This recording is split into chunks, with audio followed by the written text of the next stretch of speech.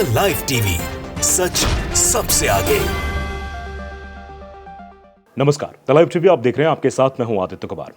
दरअसल अब पूरे चुनाव को धार्मिक ध्रुवीकरण की ओर ले जाने की कोशिश हो रही है और ये हमेशा से होता आया है कि जब भी चुनाव नजदीक आते हैं ऐसे बयान दिए जाते हैं जिनका सीधा मतलब धार्मिक ध्रुवीकरण पर होता है, फोकस होता है।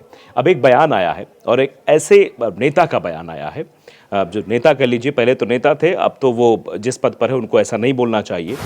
त्रिपुरा और मिजोरम के पूर्व गवर्नर और बीजेपी नेता हैं वो, जिनका नाम है रॉय। इनका जो बयान आया है, तथागत रॉय है, इनका बयान ये आया है कि सीएए में जो लोग वापस आ रहे हैं पहले उनका खतना चेक करना चाहिए। अब बताइए जरा, इस तरीके के बयान देकर किस तरीके से पूरे चुनाव को धार्मिक ध्रुवीकरण में जोड़ने की कोशिश भारतीय जनता पार्टी की है। यानी सीएए के तहत कहा गया कि सीएए के तहत नागरिकता देने से पहले लोगों का खतना परीक्षण होना चाहिए। यानी उनका खतना हुआ है नहीं हुआ है। आप समझिए, क्या गवर्नर बन जाने के बाद भी उनको यह समझ नहीं आया किस तरीके की भाषा बोली जानी चाहिए। और सवाल सबसे बड़ा यह भी है कि आखिरकार क्या जो लोग सीएए के दरमियान उनको नागरिकता दी जाएगी, क्या उनका परीक्षण किया जाएगा, खतना परीक्षण किया जाएगा? अब बताइए, ये किस तरीके से निजता का हनन भी है? क्या उनसे कहेंगे कि आप पैंट खोलिए, पहले दिखाइए खतरा हुआ है नहीं हुआ है? इस तरीके के शब्दों का इस्तेमाल करके राजनीति में किस वे में राजनीति हो रही है, ये भी अपने आप में समझना बहुत ज़रूरी है। और तथागत राय के द्वारा जो बातें कही गई उसको लेकर अब चर्चा हो रही है कि आखिरकार भारतीय जनता पार्टी किस तरीके से मामले को धार्मिक ध्रुवीकरण के तहत जोड़ना चाहती है और इससे कितना नुकसान भी होगा। अब बताइए जरा, जिस तरीके से तथागत राय के बयान सामने आया है, इस पर आपकी क्या राय है? आप भी हमें जरूर बताइए, क्योंकि इस तरीके के बयान की कहीं जगह नहीं है और इसको लेकर अब सियासी माहौल भी गर्म होता हुआ दिखाई दे रहा है। मेघालय के पूर्व राज्यपाल तथागत राय ने सीएए पर बयान देकर सियासी माहौल को गरमा दिया है। ये रोमिंग एक्सप्रेस नाम की एक वेबसाइट है, इस पर यह लाइन लिख रही, मतलब सियासी माहौल को गरमाया जा रहा है। बंगाल समेत विपक्ष शासित कई राज्यों में नागरिकता संशोधन अधिनियम का विरोध किया जा रहा है। इस बीच मेघालय के पूर्व राज्यपाल तथागत राय ने सीएए पर बयान देकर राजनीतिक माहौल को और गर्म कर दिया है। उन्होंने भारत के नागरिकता चाहने वाले पुरुषों की धार्मिक पहचान पता करने के लिए खतना टेस्ट जरूरी किए जाने का सुझाव दिया है। रॉय पश्चिम बंगाल में बीजेपी के प्रदेश अध्यक्ष भी रहे हैं। उन्होंने अपने एक्स हैंडल पर पोस्ट करते हुए लिखा, किसी पुरुष का खतना हुआ है या नहीं, इसकी जांच को लेकर बड़ी बात सीएए मुसलमानों को नागरिकता प्रदान करने से पूरी तरह से बाहर रखता है। इसलिए संदेह की स्थिति में यह परीक्षण बिल्कुल सही है। पहले किसी ने आपत्ति नहीं जताई, अब क्यों? ये चीजें कही जा रही है। आप समझिए, एक व्यक्ति है, ये सीधे तौर पर उन लोगों के लिए है जो लोग भारत में नागरिकता लेंगे, बाहर से आ रहे हैं, जो गैर मुस्लिम है, उनके साथ इस तरीके का व्यवहार करना है सीधे सीधे हिंदुओं के ऊपर भी अपने आप में एक बड़ी चोट है कि पहले उनसे कहा जाए, पहले इधर आइए, आप पहले आप चेकिंग कराइए, जो लोग आ रहे हैं पहले उनको चेक किया जाए, उनका खतना तो नहीं हो गया है। आप समझिए कि ये किस तरीके से इस भाषा का इस्तेमाल किया गया और कितनी गिरी हुई मानसिकता है ऐसे नेताओं की। क्या ऐसे नेताओं पर कार्रवाई नहीं होनी चाहिए? क्या जो इस तरीके की भाषा का प्रयोग कर रहा है वो गलत नहीं है? अब भारतीय जनता पार्टी इसका खंडन कैसे करती है? क्या प्रधानमंत्री नरेंद्र मोदी आकर बोलेंगे कि इस तरीके की भाषा का इस्तेमाल नहीं किया जाएगा और इस तरीके की भाषा सुनकर मैं शर्मिंदा हूं? क्या ये बातें भी कही जाएंगी? क्योंकि अपने आप में ये सवाल बहुत बड़ा हो जाता है कि इस तरीके से बातें आप कैसे कह सकते हैं। किसी के निजता के बारे में इस तरीके की टिप्पणी करना, यह अपने आप में बताता है कि भारतीय जनता पार्टी के नेताओं की सोच क्या है।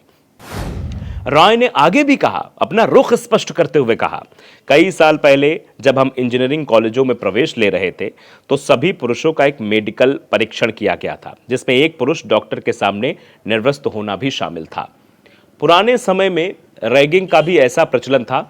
रैगिंग के जरिए छात्रों को प्रताड़ित किया जाता था, उनकी रैगिंग की जाती थी और ये उसको ऐसे प्रशिक्षित करके और आज के दौर में उसे करने की कोशिश रॉय के द्वारा करने की बात कही गई है।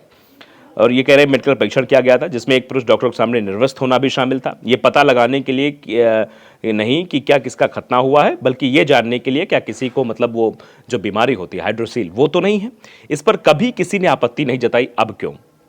अब आप समझिए, टीएमसी की तरफ से इस पूरे सुझाव को अमानवीय करार दिया गया है कि ये जो रॉय द्वारा जो बात कही गई है ये अमानवीय है, ये मानव सभ्यता के खिलाफ है और ये मानवाधिकार के भी खिलाफ है। एक व्यक्ति के कानून में ये दर्शाया जाता है, निजता का जो हनन हो रहा है वो भी है। तृणमूल कांग्रेस ने रॉय के प्रस्ताव को रिग्रेसिव और जहरीला बताया है। टीएमसी के राज्यसभा सांसद ममता ठाकुर ने एक्स हैंडल पर पोस्ट किया और कहा कि रॉय की टिप्पणी बीजेपी की कट्टरता के नए विभाग को प्रदर्शित करती है। जो भारतीय जनता पार्टी के कट्टरता का रवैया है वो एक नए सिरे में ले जाने के लिए, एक नए ध्रुवीकरण की तरफ ले जाने के लिए उन्होंने रॉय को सुझाव को अमानवीय बताते हुए इसकी निंदा भी की है कि यह जहरीली संस्कृति का उदाहरण है। ठाकुर ने कहा, आज मेघालय के पूर्व राज्यपाल और बीजेपी के पूर्व प्रदेश अध्यक्ष तथागत रॉय ये सुझाव देकर कट्टरता की नई गहराई में डूब गए कि खतना के आधार पर किसी के धर्म का निर्धारण करने के लिए टेस्ट किए जाने चाहिए और तदनुसार नागरिकता प्रदान की जानी चाहिए। उन्होंने कहा कि यह भयावह प्रस्ताव बीजेपी द्वारा जारी रिग्रेसिव माइंडसेट और जहरीली संस्कृति का उदाहरण है। ये इस तरह की भेदभावपूर्ण और अमानवीय टिप्पणियों का सभ्य समाज में कोई स्थान भी नहीं है कि ऐसी टिप्पणियां की जाए। मैं अपने पोस्ट पर कायम हूं। सोशल मीडिया पर तीखी प्रतिक्रिया सामने आने पर रॉय ने एक बार फिर टिप्पणी की और एक्स के जरिए स्पष्टीकरण दिया। यानी पहले तो इस तरीके की भाषा बोली गई, जब इस भाषा का विरोध होने लगा, जब इस भाषा को अमानवीय बताया गया, जब इस सुझाव को पूरी तरीके से मानव सभ्यता के खिलाफ बताया गया, तब कह रहे हैं कि मैं अपने पोस्ट पर कायम हूं। सोशल मीडिया पर तीखी प्रतिक्रिया सामने आने के बाद एक्स के जरिए स्पष्टीकरण दिया। उन्होंने कहा, मैंने सुझाव दिया है कि जब किसी पुरुष के धर्म को लेकर संदेह हो तो उसकी जांच कर ली जाए कि उसका खतना हुआ है या नहीं, क्योंकि सीएए से मुसलमानों को पूरी तरह बाहर रखा गया है। मैंने जो पोस्ट किया है मैं उस पर कायम हूं। नतीजे विस्फोटक। ज्यादातर मुसलमानों से दो चीजों में से एक का सुझाव देता हूं, या तो बहुत से मुसलमानों ने अपनी फर्जी पहचान दिखाकर गैर मुसलमान के रूप में एंट्री की और अब डरते हैं कहीं उनकी धोखाधड़ी पकड़ी ना जाए, या फिर जिन लोगों ने अपना गुस्सा जाहिर किया उनमें से अधिकांश की कभी चिकित्सीय जांच तक नहीं हुई है। ऐसी जांच जिसमें किसी पुरुष डॉक्टर द्वारा किसी के निजी अंगों की जांच करना आम बात है, जो आगे बताती है कि उन्होंने हायर सेकेंडरी पास नहीं किया है। अंत में प्रत्येक गैर मुस्लिम जो घोषणा करता है कि वो बांग्लादेश में इस्लामी उत्पीड़न से बचकर आया है उसे भारत का नागरिक माना जाना चाहिए जब तक कि अन्यथा साबित ना हो जाए। अब समझिए, टीएमसी पर तो दुष्प्रचार करने का आरोप लगा दिया गया, लेकिन धार्मिक ध्रुवीकरण करने की जो कोशिश रॉय द्वारा की गई, तथागत रॉय द्वारा की गई है, ये इसको आप कैसे देखते हैं? दरअसल इस तरीके की टिप्पणी तो शायद ही कोई कर सकता है, वो भी सार्वजनिक मंच पर। आप जानते हैं कि इस वक्त क्या चल रहा है देश में। लोकसभा चुनाव की तारीखों का ऐलान हो चुका है और उस दरमियान इस तरीके की भाषा बोली जाए किसी के प्रति तो चुनाव आयोग भी कहता है कि ऐसी टिप्पणियां नहीं होनी चाहिए। तो क्या चुनाव आयोग इस मसले पर संज्ञान लेगा? क्या तथागत रॉय पर कोई कार्रवाई होगी या उन्हें नोटिस सर्व किया जाएगा कि इसका जवाब दे, जो कि अपनी बात पर पूरी तरीके से कायम है? वो ये कह रहे हैं कि नहीं, जो मैंने कहा है वो गलत नहीं कहा है, मैं उस बात पर कायम हूं। उन्होंने कहा कि टीएमसी पर असहाय शरणार्थियों को लेकर दुष्प्रचार करने का भी आरोप लगा दिया है।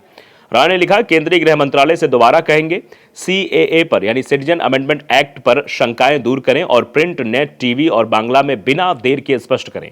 जैसा कि मैंने कहा, टीएमसी और उसके साथी वास्तव में उन असहाय प्रवासियों पर दुष्प्रचार कर रहे हैं जो बांग्लादेश में इस्लामी यातना से भाग कर आए हैं। रॉय ने सीमाएं पार कर दी। टीएमसी नेता कुणाल घोष ने भी रॉय पर धार्मिक भेदभाव करने का आरोप लगाया।